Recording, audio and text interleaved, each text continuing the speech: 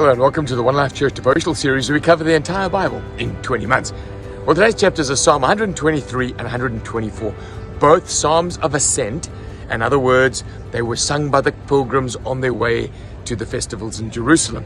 Now, Psalm 123 starts by saying, "As the eyes of a slave look to the hands of their master, and the eyes of a female slave look to the hands of their mistress, so our eyes look to the Lord our God, till he shows us his mercy." Now, this psalm is not endorsing slavery.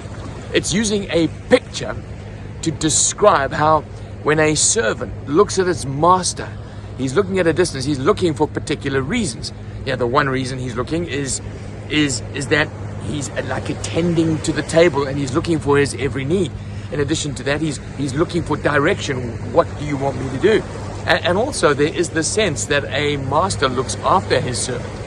And so what this verse is saying is, have mercy on us, Lord, have mercy on us, for we endured so much contempt. We've endured no end of ridicule from the arrogant and the proud all around us. They're basically saying, we want to be a servant of God. We want to be a slave of God. We want to be around his table, not around these other people that are abusing us and scorning us.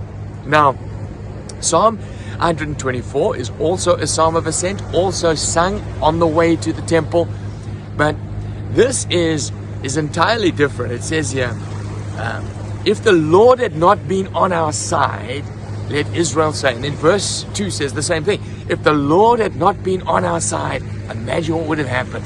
Have you ever looked back over your life and thought, that horrible thing that happened, it was terrible when I was in it, but as I look back on it, I see now God was actually on my side. God was looking after me all along. I can remember when I was about 19 years old, I bought myself a motorbike when I was at university, and I turned in front of a Jag, and that Jag was going about 100 k's an hour. The Jag, put my shock absorber straight through the wheel. I was thrown like 20 meters ahead, of that vehicle, and broke my tib and fib. So in other words, my leg bent below the knee. And oftentimes I've thought about that accident, thinking if I was a fraction earlier, it wouldn't have been my shock absorber that went through my wheel, it would have been my leg that had gone through the wheel. I've often thought if I'd been a little bit later, it might have hit me full on. I might have died right then and there as 19 years old. And so I think, although it wasn't a nice experience to go through, I can see God's hand in things like that. And many times in your life, I'm sure, you can look back and say, well, if God wasn't with me, this is what the Israelites are saying, if God wasn't with me, our enemy would have swallowed us up. They would have come in like a flood. We would have been torn apart by their teeth.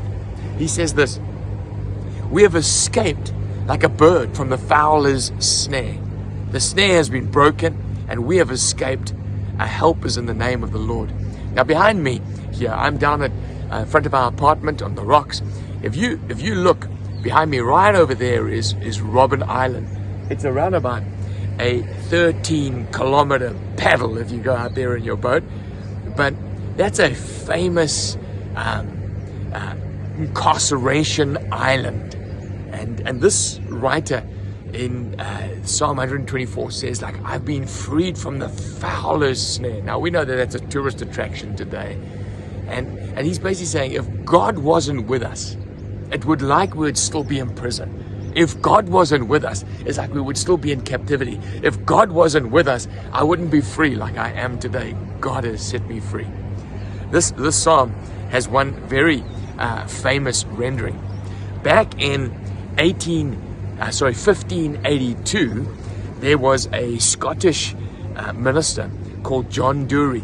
He had been imprisoned for his faith, and when he was let out of prison, he came back into Edinburgh, and coming back into Edinburgh, 200 people met him, his friends, and they began to sing Psalm 124, that I've been set free from the fowler's snare. If God hadn't been with us, where would I be now?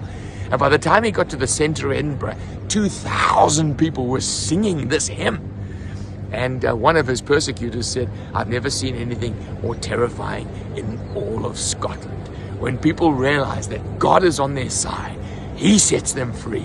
As we go into today, let's thank God and be mindful of the fact that he's with us even when things look like they are the bleakest.